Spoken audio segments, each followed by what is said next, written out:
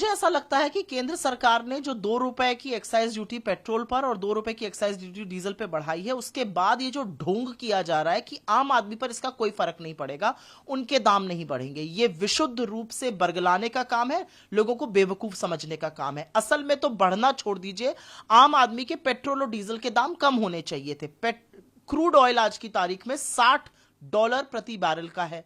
Crude oil एक साल पहले $86 प्रति बैरल का था। $26 प्रति बैरल क्रूड ऑयल में गिरावट आई, लेकिन क्या लोगों का पेट्रोल और डीजल का दाम सस्ता हुआ? नहीं हुआ।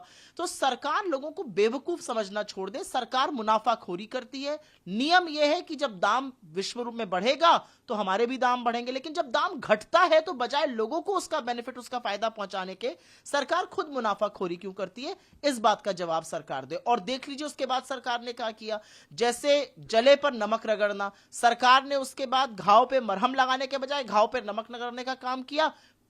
एलपीजी सिलेंडर का दाम 50 रुपए बढ़ा दिया। सरकार क्या लोगों को बेवकूफ समझती है? ये दाम कम से कम 20 रुपए कम होने चाहिए थे पेट्रोल डीजल के, वो कम नहीं हुए, और आपको यह कहा जा रहा है, सांत्वना दी जा रही कि आपके दाम बढ़े नहीं। ये कौन सी बात है भाई?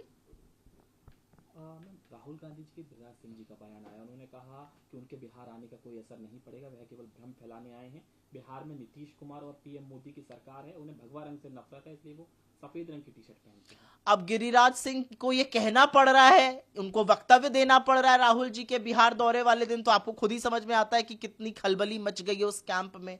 राहुल गांधी जी बिहार पलायन रोको नौकरी दो यात्रा जो कांग्रेस की चल रही है उसमें गए थे, और वहां पर जिस तरह का जन सैलाब उनके साथ जुड़ा, जिस तरह से युवा उनमें एक अंतिम उम्मीद, एक आशा की किरण, उनसे हौसला जिस तरह से युवाओं को मिलता है। और बिहार का युवा बहुत परेशान है, बिहार का युवा बीपीएससी के टाइम से परेशान है। जिस तरह से उनके ऊपर लाठियां बरसाई गई थी, जिस तरह से उनके साथ बर्बरता की गई थी, ये युवाओं को याद है। युवा कंधे से कंधा मिलाकर राहुल गांधी जी के साथ चल रहा है और आगे भी चलेगा। हम पूरी तरह से आश्वस्त हैं कि बिहार ने परिवर्तन का मन बना लिया है। सफेद रंग सत्य का रंग होता है, सफेद रंग शांति का रंग होता है, सफेद रंग खादी का रंग होता है, सफेद का धारण महात्मा गांधी ने किया था।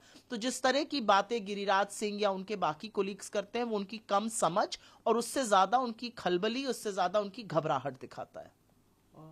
शेयर मार्केट में एक का को नाम भी दिया गया ब्लैक मंडे। ट्रम्प के टैरिफ का ये असर देखा जा रहा है, इसके बाद कई रिपोर्ट्स भी आई कि इस टैरिफ को वापस लिया जा सकता है। किस तरीके से देखते हैं इस गिरावट को? नहीं, कहां से रिपोर्ट आ रही है कि वापस लिया जा रहा है? मैं सबसे पहले तो वक्तव्य में अपने ये कहना चाहती हूं कि जब मार्केट गिर रहा था तब तो जो स्टॉक मार्केट खरीदने की टिप दे रहे थे लोग चुनाव के पहले, मोदी जी और शाह जी, वो कहां नादारत थे? आज वो क्यों नहीं बोल रहे हैं? 12-15 करोड़ लोगों का पैसा स्वाहा हो रहा था, 5 मिनट के अंदर करीब 20 लाख करोड़ खत्म हो गया। पिछले 6 महीने से मार्केट गिर रहा है, टैरिफ के बाद और गिर रहा है। विश्व के तमाम देश, कनाडा ने, ब्राजील ने, ब्रिटेन ने, स्पेन ने, ऑस्ट्रेलिया ने, जापान ने, चीन ने उसका प्रतिकार किया है और अपनी इंडस्ट्री को कैसे सुरक्षित किया जाए उस पर चर्चा की बात की है। लेकिन हमारी सरकार के मुंह से आपने चूं सुनी है? प्रधानमंत्री बैंकॉक और श्रीलंका चले गए और कॉमर्स मिनिस्टर एक बयान तक नहीं दे सकते थे, एक वक्तव्य नहीं आया। पीआईबी की ओर से रिलीज आ रहा है। असलियत यह है कि चाहे जो मार्केट गिरने की बात हो या टैरिफ पर, सरकार को कोई इल्म ही नहीं है कि क्या करना है।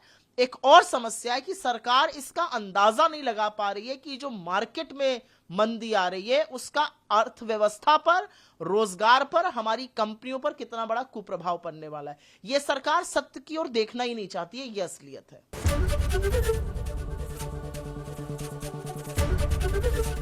एबीपी गंगा, खबर आपकी, जुबान आपकी।